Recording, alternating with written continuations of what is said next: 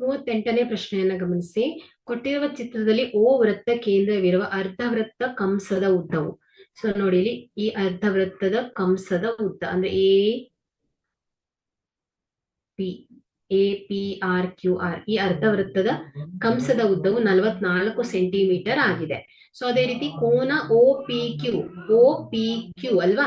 So OPQ ಏನ್ ಹೇಳುತ್ತೆ 45 degree ಅಂತ ಹೇಳುತ್ತೆ. ಸೊ ಅದೇ ರೀತಿ PRQ ಈ ಒಂದು ವೃತ್ತ ಖಂಡ ಇದು ಅಲ್ವಾ. ಸೊ ಇದು ವೃತ್ತ ಖಂಡ. ಈ ವೃತ್ತ ಖಂಡದ ವಿಸ್ತೀರ್ಣವನ್ನ ಕಂಡುಹಿಡಿಬೇಕು. ಸೊ ನೋಡಿ ಇಲ್ಲಿ ನೀವು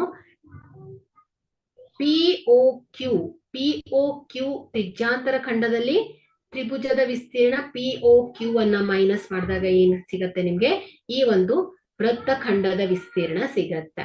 ಬಟ್ ನಿಮ್ಗಿಲ್ಲಿ PO ಒಂದು ತ್ರಿಜ್ಯ ಕೂಡ ಗೊತ್ತಿಲ್ಲ, ಈ ಕೋನದ ಅಳತೆಯೂ ಕೂಡ ಗೊತ್ತಿಲ್ಲ. ಬಟ್ ಇಲ್ಲಿ ನೋಡಿ ಅರ್ಧ ವೃತ್ತ ಕಂಸದ ಉದ್ದ ಎಷ್ಟು ಹೇಳ್ತಾ ಇದ್ದಾರೆ, 44 ಸೆಂಟಿಮೀಟರ್. ಸೊ ಇಲ್ಲಿ ಅರ್ಧ ವೃತ್ತ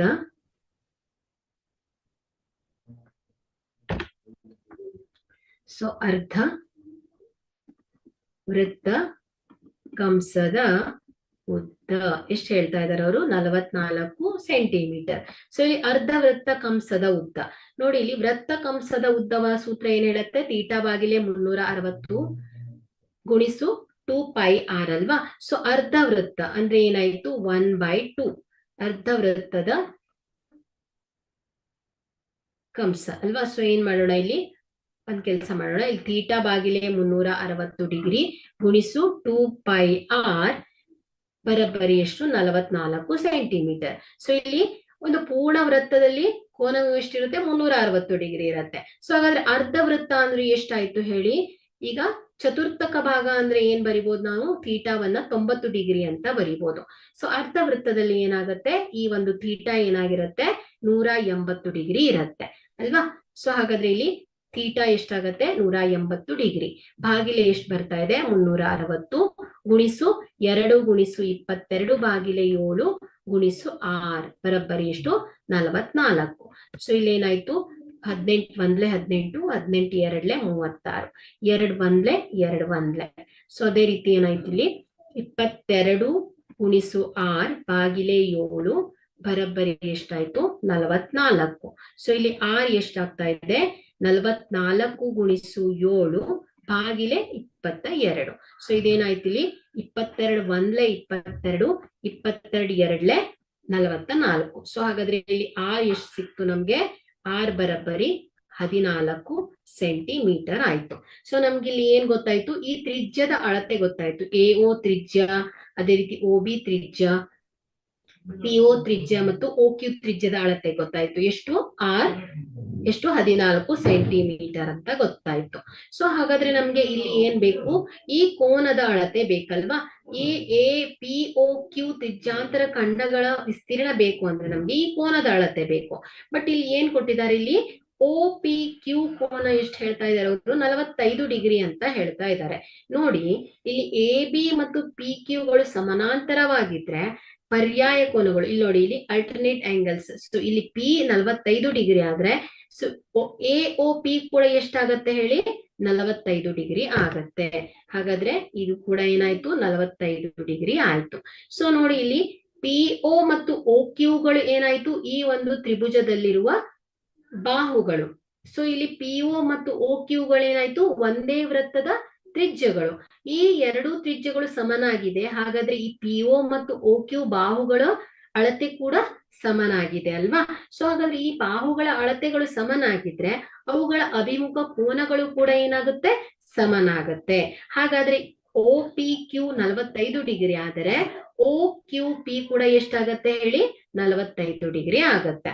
ಸೊ ಅದೇ ರೀತಿ AB ಮತ್ತು PQ ಗಳೇನಾಯ್ತು ಸಮಾನಾಂತರ ರೇಖೆಗಳಾದ್ರೆ ಇಲ್ಲಿ Q 45 ಡಿಗ್ರಿ ಆದ್ರೆ ಸೊ ಇಲ್ಲಿ ಏನಾಯ್ತು QOP ಬಿ ಕೂಡ ಏನಾಯ್ತು 45 ಡಿಗ್ರಿ ಆಯ್ತು.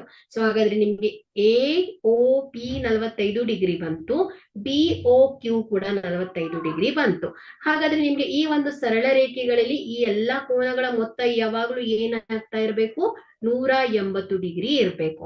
ಸೊ ಇಲ್ಲಿ ಇದು 45 ಡಿಗ್ರಿ ಆದ್ರೆ, ಸೊ ಇಲ್ಲಿ ಕೂಡ 45 ಡಿಗ್ರಿ ಆದ್ರೆ ಉಳಿದಿರೋದು ಎಷ್ಟಾಗತ್ತೆ, 180ರಲ್ಲಿ 90 ಹೋದ್ರೆ ಎಷ್ಟಾಗತ್ತೆ, 90 ಡಿಗ್ರಿ. ಹಾಗಾದ್ರೆ ಪಿ ಒ ಕ್ಯೂ ನ ಅಳತೆ ಎಷ್ಟಾಗತ್ತೆ ಮಕ್ಕಳೇ, 90 ಡಿಗ್ರಿ ಆಗತ್ತೆ. ಹಾಗಾದ್ರೆ ನಮ್ಗೆ ಏನ್ ಗೊತ್ತಾಯ್ತು, ಇಲ್ಲಿ ಕೋನ ಪಿ ಒ ಕ್ಯೂ ಕೂಡ ಗೊತ್ತಾಯ್ತು, ಎಷ್ಟು, 90 ಡಿಗ್ರಿ ಅಂತ. ಸೊ ಹಾಗಾದ್ರೆ ಇಲ್ಲಿ ಆರ್ ಕೂಡ ಗೊತ್ತಾಯ್ತು, ಎಷ್ಟು, 14 ಸೆಂಟಿಮೀಟರ್.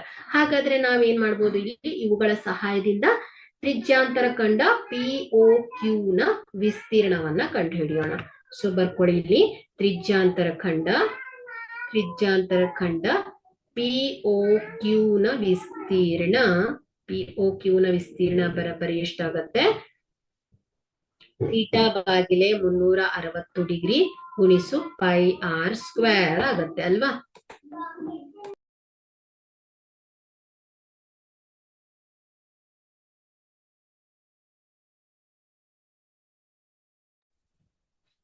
ಸೊ ಇಲ್ಲೇನಾಯ್ತು, ಥೀಟಾ ಬಾಗಿಲೆ 360 ಗುಣಿಸು ಪೈ ಆರ್ ಸ್ಕ್ವೇರ್ ಆಗತ್ತೆ. ಸೊ ಇಲ್ಲಿ ನೋಡಿ, ಈಗ ಥೀಟಾ ಎಷ್ಟಿದೆ, 90 ಡಿಗ್ರಿ ಇದೆ ಅಲ್ವಾ. ಸೊ ಥೀಟಾ ಎಷ್ಟಿದೆ, 90 ಡಿಗ್ರಿ.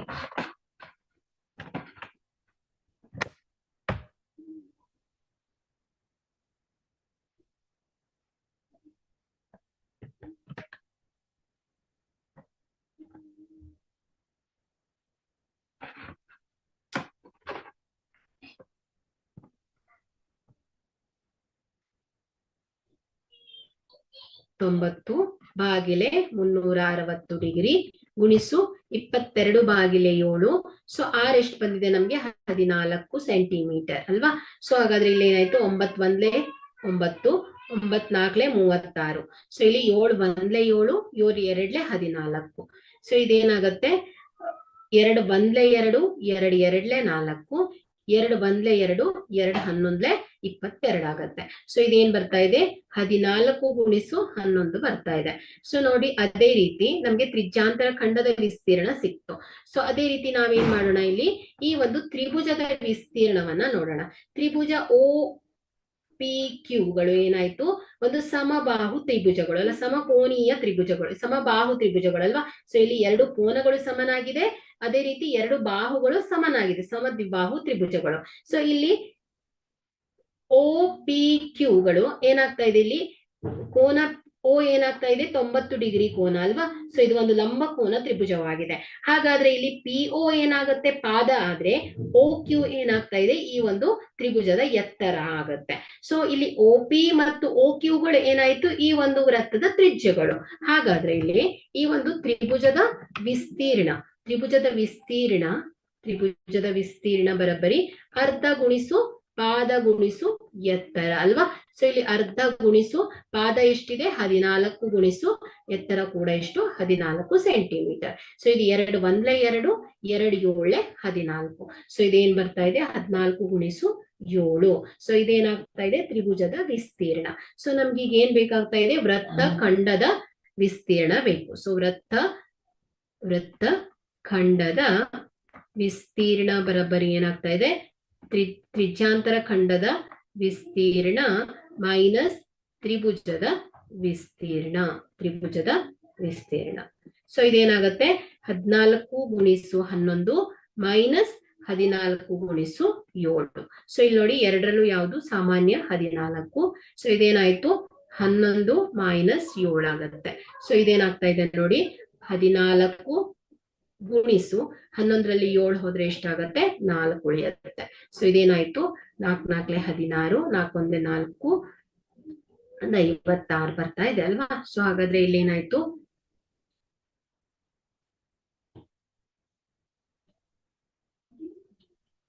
56 ಸೆಂಟಿಮೀಟರ್ ಸ್ಕ್ವೇರ್ ಆಗತ್ತೆ. ಸೊ ಇದೇನಾಯ್ತು, ಈಗ ಈ ಒಂದು ವೃತ್ತಖಂಡದ ವಿಸ್ತೀರ್ಣ ಆಗತ್ತೆ.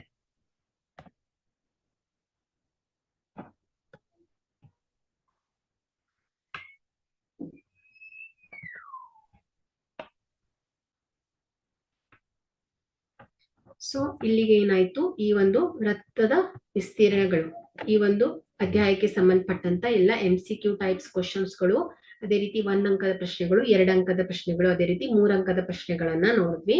ಸೊ ಇವತ್ತಿನ ಕ್ಲಾಸ್ ಅನ್ನ ಇಲ್ಲಿಗೆ ಮುಗಿಸ್ತಾ ಇದ್ದೀನಿ. Thank you all.